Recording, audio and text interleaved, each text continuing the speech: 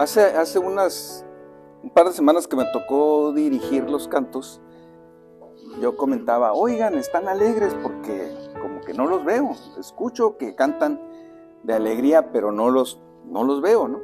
Entonces un creyente me dijo, bueno, pero el Señor conoce los corazones y sabes, ¿no? Si las personas están cantando alegría. Y es verdad, nosotros no cantamos para el que está al frente ni para ninguno de nosotros.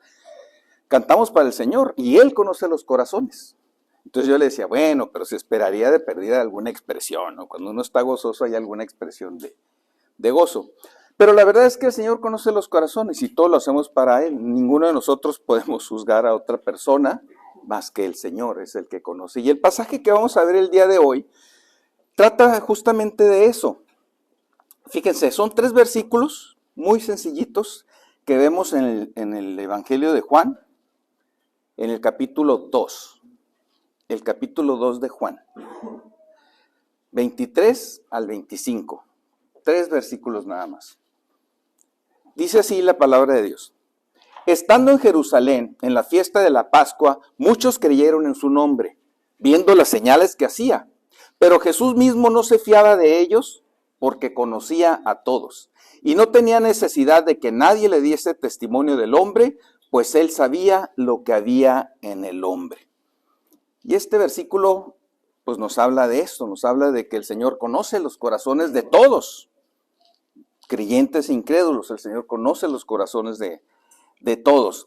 Y esto es algo relevante para nosotros y que podamos meditar sobre ello. ¿Cuál es nuestra relación con el Señor? ¿Cómo está nuestro corazón delante del Señor?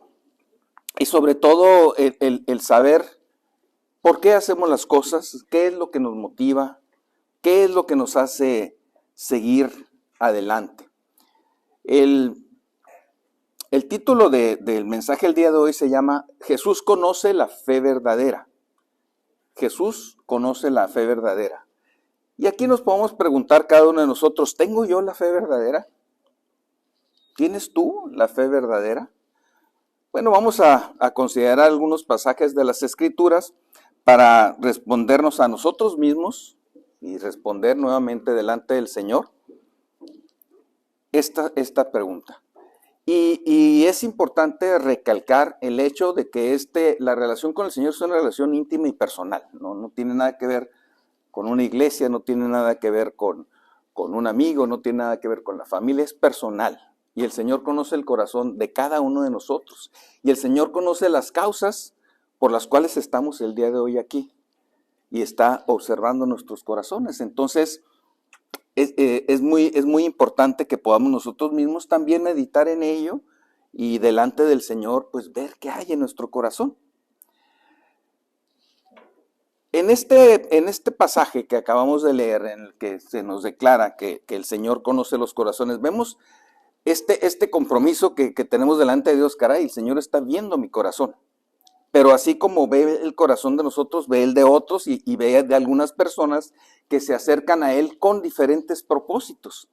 Y eso también es importante que lo tengamos sobre relevancia, ¿no? Ahorita Oscar hablaba de su testimonio. Tiene buena memoria porque ya fue hace 30 y tantos años, ¿no?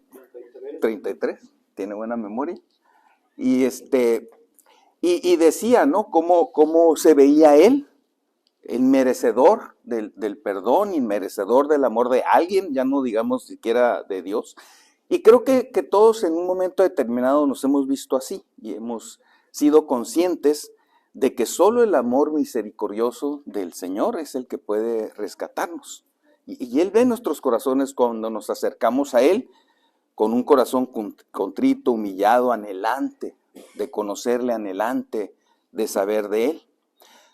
En este pasaje vemos personas que al iniciar el ministerio del Señor Jesucristo, Él empezó a hacer muchos milagros y empezó a hacer muchas obras. Y el Señor sabía que gente lo estaba siguiendo y dice que muchos creyeron en su nombre viendo las señales que hacía. Pero Jesús mismo no se fiaba de ellos. O sea, ellos manifestaban creer en el Señor, le seguían, pero el Señor no se fiaba de ellos porque los conocía y sabía que en su corazón no había una fe verdadera. Quienes ponen su confianza en las obras no tienen una fe verdadera. Ese es el primer punto que vamos a ver el día de hoy. Quienes ponen su confianza en las obras no tienen una fe verdadera. Y aquí vemos lo que nos dice el versículo. Muchos creyeron en su nombre viendo las señales que hacía. La confianza de muchos se basa en las señales milagrosas que Jesús realiza. Se muestra una creencia que depende de lo que se ve, de lo externo, de las cosas visibles, y no necesariamente de un entendimiento profundo de lo que Dios nos dice en su palabra, de un anhelo profundo de conocerle a Él. Y nosotros nos podemos dar cuenta cómo la gente observa las cosas exteriores, nos observa a nosotros. Yo compartía en mi testimonio, pues pueden observar algo, pero no se preguntan qué hay más allá. No recuerdan que se les ha compartido que eso que ellos están viendo es producto de la obra del Señor en mi vida y en la vida de otras personas. No es producto de que alguien sea muy bueno para algo. Nos compartía y se me quedó muy grabado esto que ya conocía, pero me machacó mucho en la mente. Pues, ¿qué tenemos que no hayamos recibido, no? O sea, el Señor nos ha dado todo. Y las capacidades y los dones para servir a la iglesia. Entonces, ¿de qué podemos gloriarnos? La gloria es del Señor, siempre. Pero la gente ve las cosas externas, no profundiza. Y aquí tenemos en el inicio del ministerio del Señor Jesús, cómo al ir haciendo muchos milagros, la gente empieza a seguirlo por los milagros. Pero Él conoce el corazón de todos. Y esto es algo muy, muy importante. Vemos también, fíjense, en Mateo 12, el capítulo 12 de Mateo, el versículo 39, Mateo 12, en el versículo 39, se acercan unos religiosos al Señor y le piden señales, le piden milagros. Y Él responde en el versículo 39, la generación mala y adúltera demanda señal. La generación mala y adúltera demanda señal. Nosotros entendemos que no tenemos ningún merecimiento, lo acabo de decir ahorita. No tenemos ningún merecimiento, todo lo que tenemos lo hemos recibido. Y lo hemos recibido por misericordia del Señor. No porque nosotros lo merezcamos, sino gracias a su infinito amor que extiende su misericordia para que nosotros tengamos algo que no merecemos. Y estas personas, fíjense cómo las califica el Señor, como una generación mala y adúltera que le está exigiendo algo. A ver, demuéstranos que eres tú. A ver, muéstranos. A ver, haz un milagro. O sea, como si ellos tuvieran el más mínimo derecho de pedir algo así. Ninguno de nosotros lo tenemos. La generación mala y adúltera demanda señal, pero señal no le será dada sino la señal del profeta Jonás. Es decir, buscando en la palabra de Dios, tú podrás entender de quién soy yo y qué es lo que vengo a hacer. Y esto es muy importante, porque nosotros podemos entender entonces, primero, que no tenemos aquí ningún merecimiento de que se nos muestren milagros o señales o cosas por el estilo. Mucho menos demandar que esto se haga, exigirlo como si tuviéramos un derecho. Pero entender también que en la palabra de Dios es donde nosotros podemos tener el conocimiento de cómo funciona Dios, de cómo opera Dios y de lo que Él nos promete. Entonces, si nosotros estamos viendo nada más las cosas externas y nos quedamos ahí, estamos muy limitados, no estamos teniendo una fe verdadera. A veces hemos visto personas que conocemos, que invitamos, porque cuando el Señor toca nuestras vidas y hay situaciones de salud, situaciones de economía, de problemas entre parejas, de una serie de situaciones, creo que todos hemos tenido experiencias de que viene gente y nos consulta, oye, ¿tú qué sabes? Yo que te veo a ti estable, ¿qué me puedes decir? Y entonces les compartimos la palabra de Dios. Y vemos también que esas personas, pues buscando que esos milagros se resuelvan o que haya milagros que resuelvan sus situaciones, pues nos siguen, se reúnen algún tiempo con nosotros, vienen a la congregación, pero nada más están esperando las obras, las cosas superficiales, no hay una fe verdadera. Hay únicamente el deseo de ver cosas milagrosas y seguir. Y hemos visto, la verdad, muchas veces gente que ha venido con situaciones de salud complicadas, vemos cómo el Señor obra milagrosamente en sus vidas y no los volvemos a ver. Seguimos nosotros orando por ellos, seguimos orando por su salvación, pero entonces veníamos nada más por algo en particular, por el deseo de yo tener salud o por el deseo de que se resolviera esta situación en el matrimonio. Se resuelve y ya me voy a seguir la vida como era. Entonces no entendimos, o estas personas no entendieron el mensaje de salvación eterna que hay en el Señor Jesús.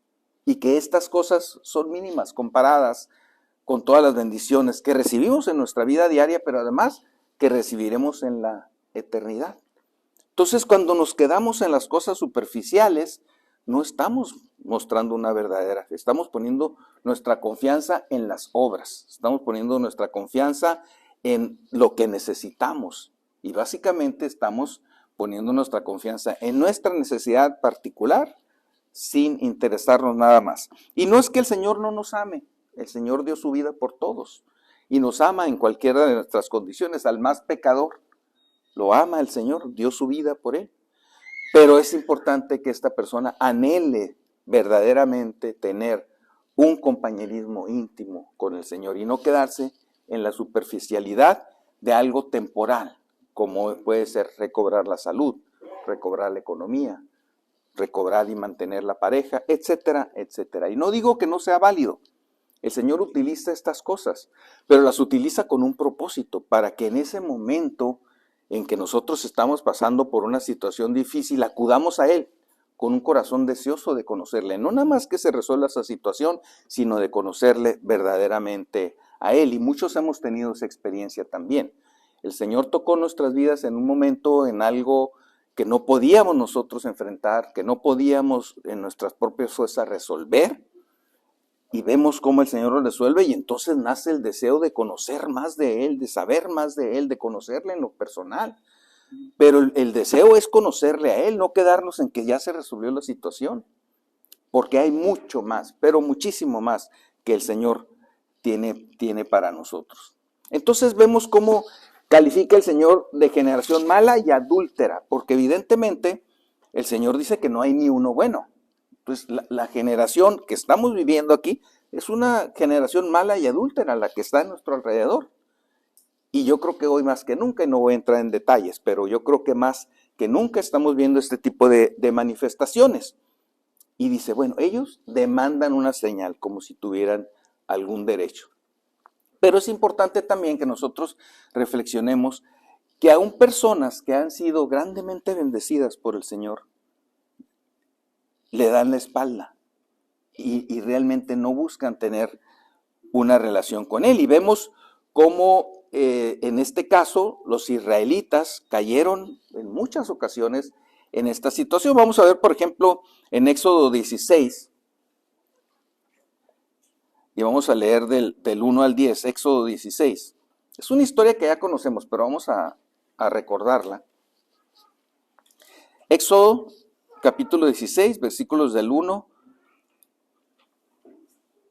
al 10. Dice así: partió luego de Elim toda la congregación de los hijos de Israel y vino al desierto de Sin, que está entre Elim y Sinaí, a los 15 días del segundo mes después que salieran de la tierra de Egipto. Y toda la congregación de los hijos de Israel murmuró contra Moisés y Aarón en el desierto. Y les decía a los hijos de Israel: ojalá hubiéramos muerto por mano de Jehová en la tierra de Egipto, cuando nos sentábamos a las ollas de carne, cuando comíamos pan hasta saciarnos. Pues no nos habéis sacado a este desierto para matar de hambre a toda esta multitud. Y voy a hacer una pequeña pausa ahí. O sea, ya se les olvidó que ellos clamaban al Señor porque estaban en una esclavitud aberrante, porque no les daban comida suficiente, porque los estaban maltratando, y clamaban al Señor para que los sacara de ahí. Bueno, el Señor los saca y ahora se están quejando, ¿no? Pero aparte, esta característica que tenemos los seres humanos de ver las cosas pasadas mejor de lo que eran. No es cierto que estaban ellos sentados alrededor de ollas de carne. No es cierto que comían hasta saciarse. No es cierto que tenían la gran abundancia, no era cierto eso. Ellos estaban siendo muy maltratados por los egipcios. Tenemos esta tendencia a ver hacia el pasado y decir, ay, qué bonita era mi vida antes, ¿no? Y nosotros sabemos, cuando lo contrastamos espiritualmente, que por supuesto que no era así. Y hay una frase en el mundo que dice, los tiempos pasados siempre fueron mejores. No, los tiempos pasados siempre los vemos mejor de lo que fueron. O sea, como que tendemos a olvidar todas las cosas negativas y los pintamos de color de rosa como si hubiera sido una belleza, ¿no? Y ahora estoy batallando aquí. Es importante porque ese es un llamado de la carne que todos tenemos. Todos tenemos carne y podemos recibir este llamado, ¿no? Y dice, continúa el texto, y Jehová dijo a Moisés, he aquí yo os haré llover pan del cielo, y el pueblo saldrá y recogerá diariamente la porción de un día para que yo lo pruebe si anda en mi ley o no. Fíjense este detalle. Recogerás diariamente la porción de un día para que yo lo pruebe si anda en mi ley o no. Es decir, si está confiando en mí o no, porque evidentemente las personas que guardaban, y ya lo sabemos, porción de más de un día se echaba a perder, salvo el día del Shabbat, que era el que tenían autorizado tomar dos. Pero entonces estamos confiando en el Señor diariamente cuando tomamos nuestra porción del alimento que Él nos da. Ha habido investigaciones que he leído por ahí de qué estaba compuesto el maná. Pero no vayamos muy lejos, o sea, no necesitamos investigar mucho. Lo que contenía el maná era exactamente lo que necesitaban para sobrevivir, porque ahí tenían todos los nutrientes, toda la vitamina, no se necesitaban tomar ahí que el complejo B y la vitamina C, ahí tenían todos los nutrientes que ellos ocupaban. No ocupaban nada más, se alimentaban nada más de esto y el Señor los sacó adelante durante años con ese alimento nada más. Y bueno, dice el quinto, más en el sexto día prepararán para guardar el doble de los que suelen recoger cada día. Entonces dijeron Moisés y Aarón a todos los hijos de Israel, en la tarde sabréis que Jehová os ha sacado de la tierra de Egipto y a la mañana veréis la gloria de Jehová, porque Él ha oído vuestras murmuraciones contra Jehová, porque nosotros, ¿qué somos? Para que vosotros murmuréis contra nosotros. Dijo también Moisés, Jehová os dará en la tarde carne para comer y en la mañana pan hasta saciaros. Porque Jehová ha oído vuestras murmuraciones con que habéis murmurado contra él, porque vosotros, ¿qué somos? Vuestras murmuraciones no son contra nosotros, sino contra Jehová. Y dijo Moisés a Aarón, di a toda la congregación de los hijos de Israel, acercaos a la presencia de Jehová, porque él ha oído vuestras murmuraciones. Y hablando a Aarón, a toda la congregación de los hijos de Israel miraban hacia el desierto, y aquí la gloria de Jehová apareció en la nube. Hasta este momento, Dios había hecho grandes milagros delante de ellos, grandes maravillas. ¿Cuántas veces les había mostrado el Señor su enorme poder y su gran manifestación en hechos muy concretos y visibles que ellos pudieron palpar? Todas las plagas que pudieron observar que les ocurría a los egipcios cuando el faraón no los dejaba ir, y que ninguna de estas plagas los afectaba a ellos de una manera milagrosa. Y hasta la última plaga que tuvo que ver cuando murieron todos los primogénitos y que ni un solo primogénito del pueblo de Israel falleció. O sea, había grandes milagros que el Señor hacía y que ellos habían presenciado. Cuando venía un ejército, el ejército de Faraón detrás de ellos se venía acercando, buscaban exterminarlos y el Señor abre los mares para que puedan pasar, y cuando pasa el ejército enemigo sucumbe ante los mares que se cierran. Son hechos milagrosos, o sea, ¿quién no podría de verdad decir, wow, Señor, de verdad eres un ser maravilloso, un ser que nos guarda, para el cual no hay ningún impedimento, todopoderoso y lleno de amor, rendirnos ante Él? Pero ante las primeras circunstancias, empiezan a quejarse de Él y empiezan a rebelarse del Señor. Y ahora quieren otros nuevos milagros y ahora quieren otras nuevas cosas. Bueno, el Señor les concede este milagro de que van a estar recibiendo el alimento día con día por este pan que se llamaba el maná. Pero veamos en Números ahora el capítulo 11 del libro de Números, y vamos a leer del 1 al 6. Números 11.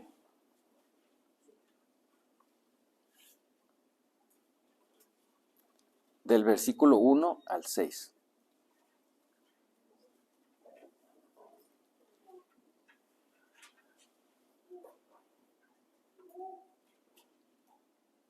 ¿Ya estamos por ahí?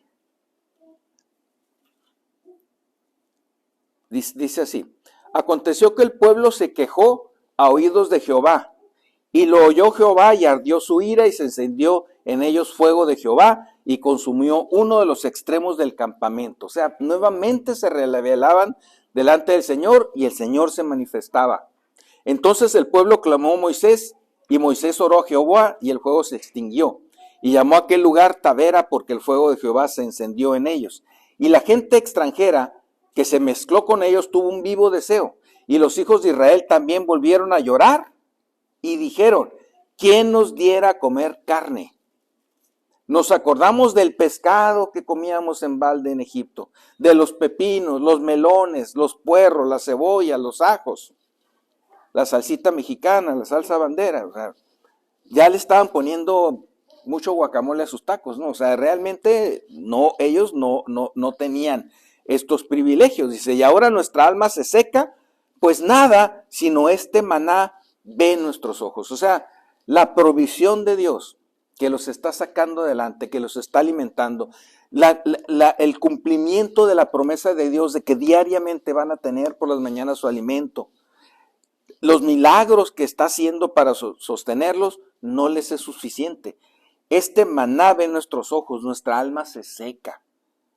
O sea, exigían y exigían y exigían. Como la generación mala y adúltera en los tiempos del Señor Jesús, demandando señales y señales y señales sin ningún merecimiento. El Señor les dio de comer y después les dio codornices en abundancia. Y aún así continuaron rebelándose delante de Él. Y esta es una imagen muy clara de cómo depositar la confianza en los milagros, que es la manifestación del Señor, y no ir más allá para buscarlo a Él, nos deja en la superficialidad, nos deja en una creencia muy superficial que no nos permite tener una fe verdadera. Es fácil también para nosotros juzgar a Israel, como muchos de los personajes que vemos en la Biblia, porque vemos muy claramente la manera en que se conducía, pero esto es realmente un ejemplo de cómo podemos ser nosotros. O sea, el juicio, en lugar de dirigirlo hacia ellos, debemos dirigirlos hacia nosotros. Si no, estaremos nosotros también pasando por situaciones similares. Si no, habremos caído nosotros también en el hecho de querer únicamente milagros y que se resuelvan de manera milagrosa todos nuestros problemas. En el Nuevo Testamento tenemos ejemplos también de esta naturaleza que hay en los hombres de todos los tiempos. Y vemos cómo Jesús, al ser sumamente popular en el pueblo judío, lo es por sus milagros. En el Evangelio de Juan llega un momento, bueno, nos narra un momento muy importante en el cual el Señor establece con mucha claridad la manera en que van a ser salvos y ahí se produce una escisión entre quienes verdaderamente confían en Él y quienes están únicamente siguiéndolo por sus actos milagrosos. Vemos en Juan 6, del 56 al 68, dice, Juan 6, del 56 al 68.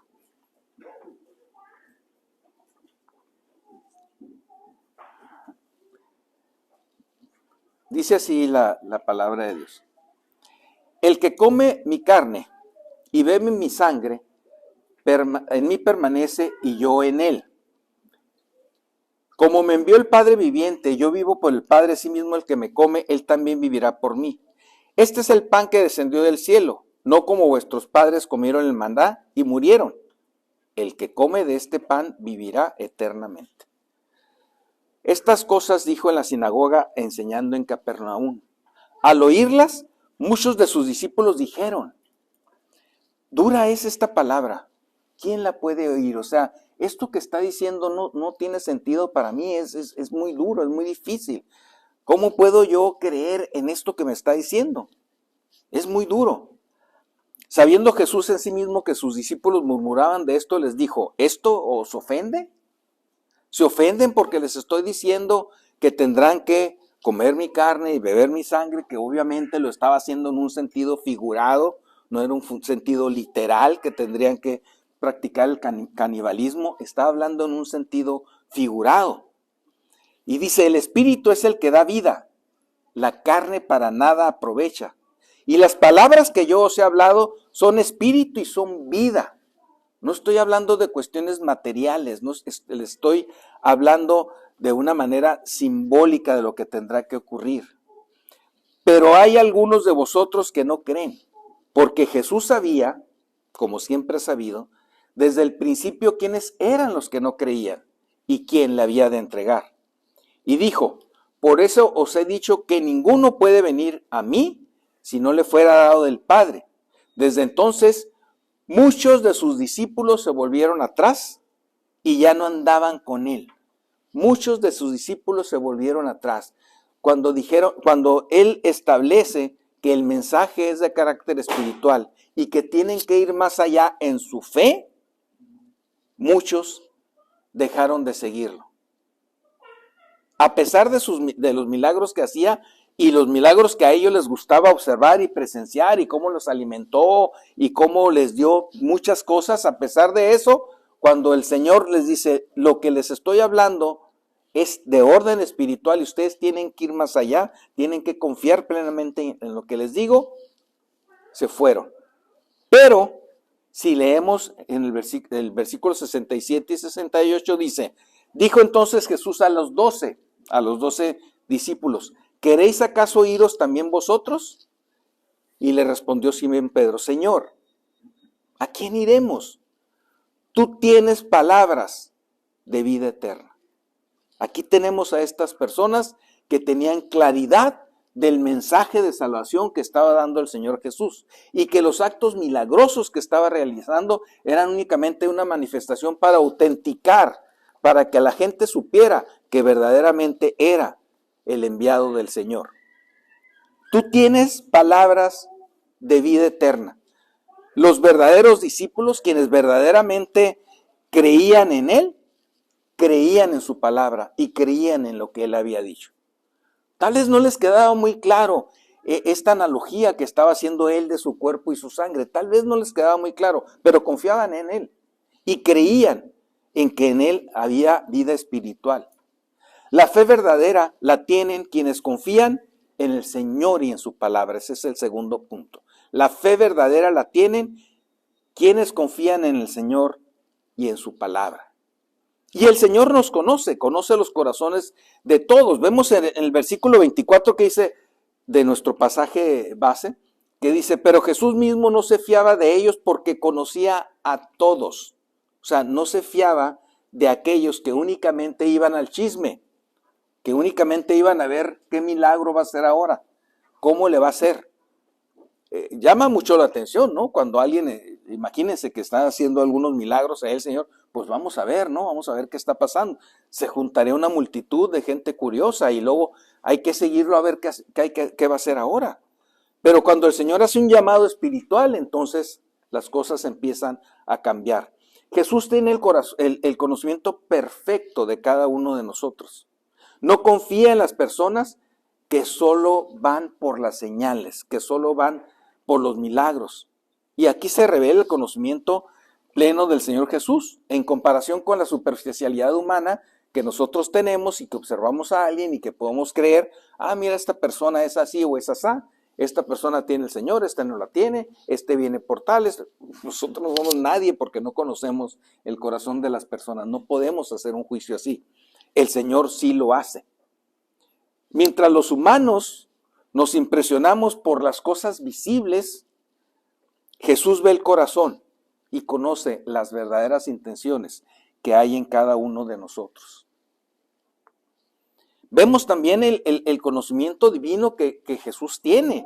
Dice el versículo 25, y no tenía necesidad de que nadie le diese testimonio del hombre, pues él sabía lo que había en el hombre. O sea, no necesitaba que alguien viniera y le dijera, oye señor, fíjate que fulanito es así, oye, cuidado con manganito, oye, no le vayas a creer, oye, si este viene y te dice, no, él no necesitaba que nadie le viniera a decir eso, porque conoce el corazón de las personas. No necesita que nadie le explique la naturaleza humana, porque su conocimiento es perfecto y es completo. Nosotros a veces desconocemos nuestra propia naturaleza, a veces no nos entendemos a nosotros mismos, pero Jesús no ve el exterior, Él ve el corazón de las personas. Y esto es muy importante que nosotros lo tengamos en cuenta, hoy que estamos reunidos aquí, hoy que venimos a escuchar la palabra de Dios y que cada uno de nosotros revisemos nuestro corazón, ¿cómo estamos delante del Señor? ¿Por qué le buscamos? ¿Cuáles son los frutos que el Señor ha producido en nuestra vida? ¿Qué podemos decir nosotros que el Señor ha logrado hacer en nuestras vidas gracias a que nosotros confiamos plenamente en Él?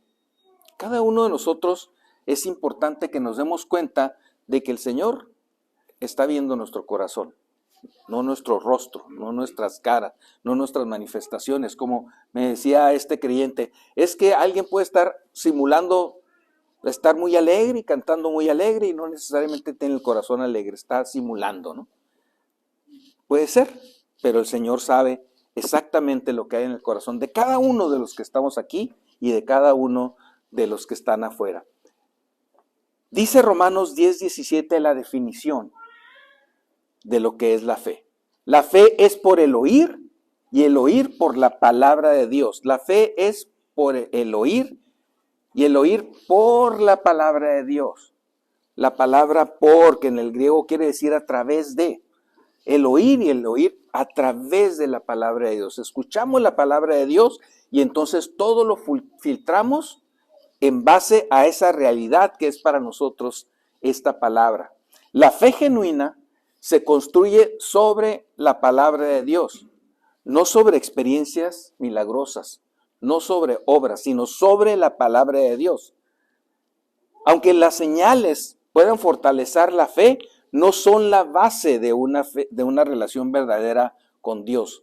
Nosotros nos gozamos y nos fortalecemos cuando escuchamos los testimonios y vemos cómo el Señor sana a los creyentes, el Señor obra en las vidas de los creyentes, vemos cómo el Señor los va prosperando de diferentes maneras, nos gozamos. Y esto fortalece nuestra fe, pero no es la base de nuestra fe. La base de nuestra fe es la palabra de Dios. Es lo que el Señor nos dice en su palabra y es la confianza que nosotros depositamos delante de Él.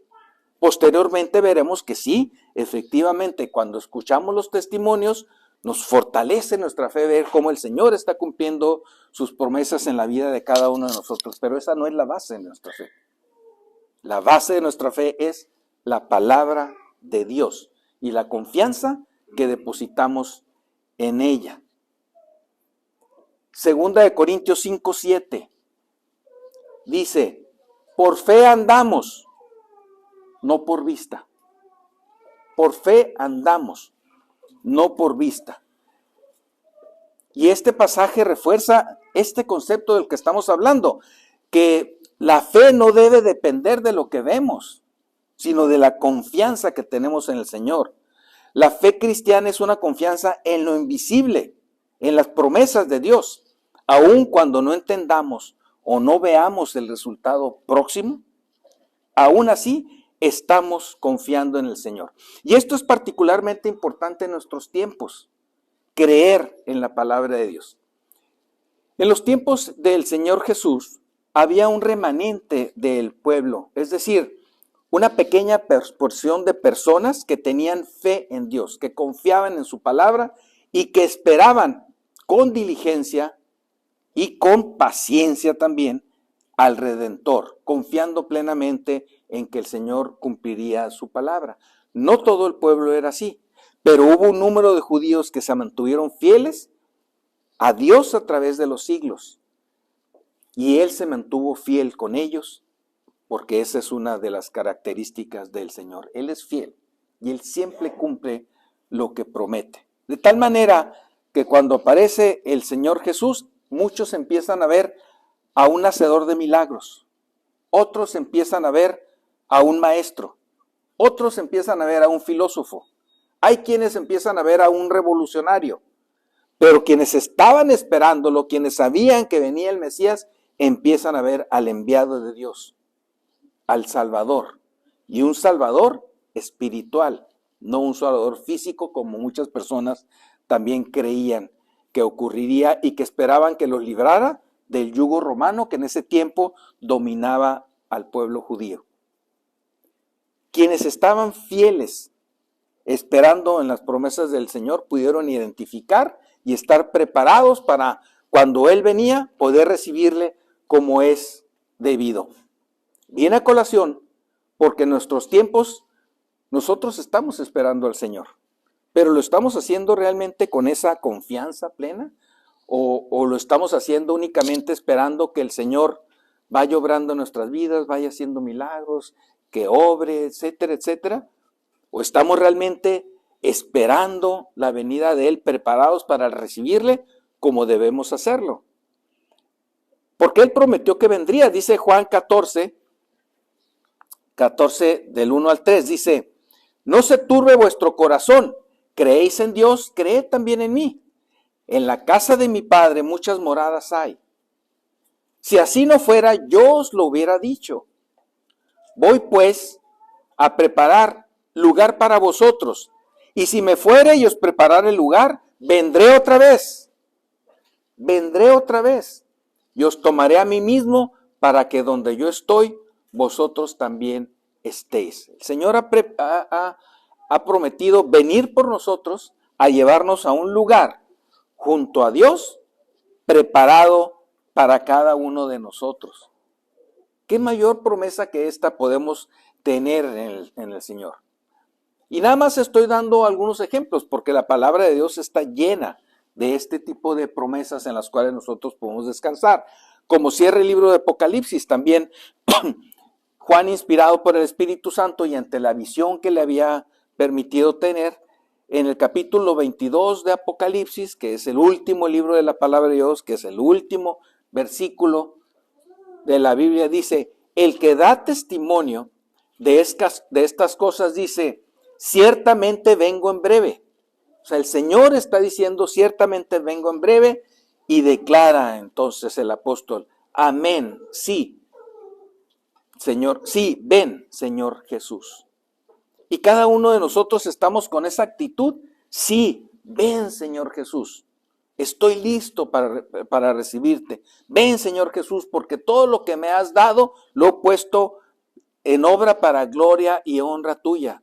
Ven, Señor Jesús, porque a todos los que le pude compartir de la palabra de vida, de la salvación, lo he hecho. Ven, Señor Jesús, porque en mí no hay algo que quede pendiente de hacer. Debemos confiar en Dios siempre y en su palabra. Debemos confiar en Él aún en tiempos en que no veamos alguna manifestación. Hay momentos en la vida en los que parece que no hay respuestas claras, que no hay milagros evidentes. Y es en esos momentos cuando necesitamos recordar que nuestra fe no debe basarse en lo que podemos ver. Por ejemplo, cuando oramos por sanidad o por una situación difícil y no vemos una respuesta inmediata, debemos continuar confiando en que Dios tiene un plan perfecto para nosotros. Dice Filipenses 4:19. Filipenses 4:19. Dice: mi Dios pues suplirá todo lo que os falta conforme a sus riquezas en gloria en Cristo Jesús. Mi Dios suplirá todo lo que os falta en su momento, en su oportunidad. Cuando Él lo considere más conveniente, Él suplirá todas las necesidades. Debemos de valorar la palabra de Dios también por encima de cualquier experiencia que podamos tener o observar. Al enfrentar decisiones difíciles, en lugar de buscar qué dicen las circunstancias, las señales externas, qué piensa la gente, qué me aconsejó aquella persona, debemos volvernos a la Biblia, leer la palabra de Dios, esperar la respuesta del Señor. Si estamos enfrentando dificultades económicas, podemos buscar las promesas de provisión que hay en las Escrituras, como el versículo que acabamos de leer, y confiar en ellas. Aunque no hay un milagro inmediato de dinero, de que ya me cayó, estoy orando ahorita y en la tarde ya me llené de dinero. No, la confianza del Señor siempre debe ser plena y confiar en su palabra. Segunda de Pedro 1:19. Tenemos también la palabra profética más segura, a la cual hacéis bien estar atentos, como a una antorcha que alumbra en lugar oscuro, hasta que el día esclarezca y el lucero de la mañana salga en vuestros corazones. Tenemos la palabra profética más segura, es decir, lo más seguro es la palabra de Dios, no las obras, no los milagros, la palabra de Dios. Y debemos nosotros también mantenernos firmes en medio de las pruebas. Cuando enfrentamos estas enfermedades y estas dificultades, pues es fácil en nuestra naturaleza querer ver un milagro rápido. Sin embargo, el llamado a confiar en Dios es incluso si ese milagro no llega en ese momento. Un creyente que enferma una enfermedad terminal, por ejemplo, y hay muchas, que hasta a veces dicen, ay, hasta me da miedo nombrarlas, hay muchas enfermedades terminales, debemos de confiar en que lo que viene siempre es mejor. No temer de qué va a suceder, lo que viene siempre es mejor. Incluso aunque el milagro de la sanidad no ocurra, lo que viene siempre es mejor. Primera de Juan 5:13 dice, estas cosas os he escrito a vosotros que creéis en el nombre del Hijo de Dios, para que sepáis que tenéis vida eterna y para que creáis en el nombre del Hijo de Dios. Una enfermedad terminal va a detener nuestra fe, nuestra confianza, nuestro gozo. Sabemos que tenemos la vida eterna en el Señor y que allá no habrá dolores, no habrá llanto, no habrá crujir de dientes, que estaremos gozosos en la presencia del Señor. Entonces, ¿por qué tendríamos que querer tan anhelantemente que el Señor nos sanara? Si estar con Él va a ser mejor que cualquier cosa que pudiéramos estar viviendo aquí. Siempre debemos de confiar en la palabra de Dios y en sus promesas. De tal manera, pues, que creer solo en los milagros es algo superficial, es algo temporal. Pero la fe verdadera nace de conocer y creer en la palabra de Dios. El pasaje pone en evidencia también lo vulnerable que somos como seres humanos de pretender depender siempre de lo que es visible, de lo que vemos, de lo que podemos tocar. Pero Jesús pide una fe que va más allá de lo que se pueda ver o tocar. Una fe de plena confianza en su palabra, en sus promesas que abundan en la Biblia y que nos dan confianza para saber que siempre lo que vivamos en el Señor, lo estemos viendo o no lo estemos viendo, será mejor para nuestras vidas. Y recordemos, Él está observando nuestros corazones y esos corazones deberán estar anhelantes de que la voluntad de Dios se cumpla en nuestras vidas. Que Dios los bendiga.